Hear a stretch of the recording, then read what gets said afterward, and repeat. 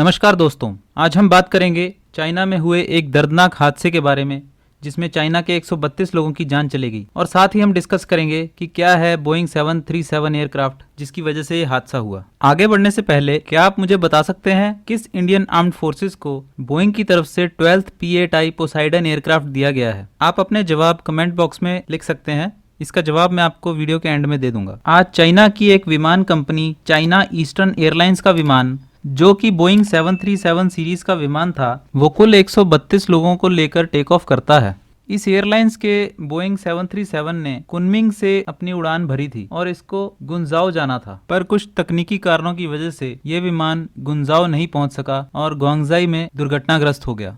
ये विमान ग्वांगजाई के पहाड़ी और जंगली इलाके में जाके गिरा, जिसकी वजह से यहाँ के जंगल में भीषण आग लग गई। इस एयरक्राफ्ट में सवार सभी 132 यात्री, जिसमें 123 पैसेंजर और 9 क्रू मेंबर्स थे, वो सब मारे गए। ऐसा क्या हुआ इस विमान के साथ? अगर आप जानना चाहते हैं तो प्लीज इस चैनल को सब्सक्राइब जरूर करें। विशेषज्ञों का मानना है कि जो बोइंग 737 का हादसा हुआ, ये इसके मैन्यूवरिंग कैरेक्टरिस्टिक ऑगमेंटेशन सिस्टम, जो कि एक फ्लाइट स्टेबलाइजिंग प्रोग्राम है, उसकी वजह से हुआ है। इस सिस्टम में फ्लाइट के नोज में कुछ सेंसर लगा दिए जाते हैं, जिससे जब भी फ्लाइट टेक ऑफ करती है तो एक हाइट पर जाने के बाद वो सेंसर्स एक्टिवेट होते हैं और MCAS को एक्टिवेट कर देते हैं, जिससे कि जो उसके टेल में लगे हुए फ्लैप्स ऊपर की तरफ उठ जाते हैं और नोज वो नीचे करते हैं, जिससे जहाज सीधा होने की कोशिश करता है। लेकिन कई बार वो सीधा ना होकर अनबैलेंस हो जाता है और नीचे की तरफ फेस कर लेता है। वही कुछ इस विमान के साथ भी हुआ। इस पिक्चर में आप देख सकते हैं कि इस विमान की trajectory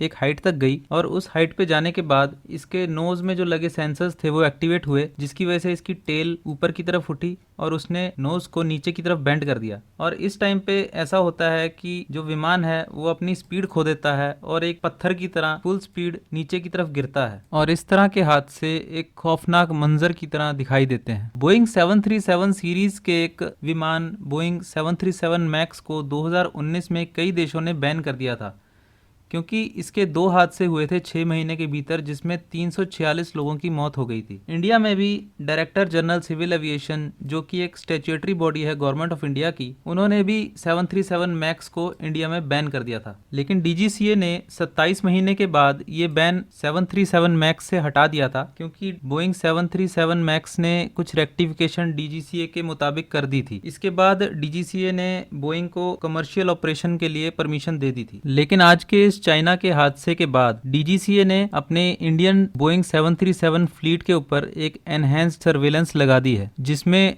DGCA, SpiceJet, Vistara, air India express इनके बोइंग 737 की एनहेंस्ड सर्वेलेंस करवाएगा। आज के इस हादसे के बाद अब देखने वाली बात यह है कि क्या चाइना दोबारा से बोइंग, जो कि एक अमेरिकन कंपनी है, उसके ऊपर रिलाई करेगा, या एयरबस जो दूसरी कंपनी है फ्रांस द्वारा बनाई गई उस पर रिलाई करेगा। तो वीडियो के शुरुआत में मैंने आपसे एक प्रश्न पूछा था कि किस इंडियन आर्म्ड फोर्स को P-8I पोसाइडन एयरक्राफ्ट बोइंग ने दिया है, तो इसका आंसर है इंडियन नेवी।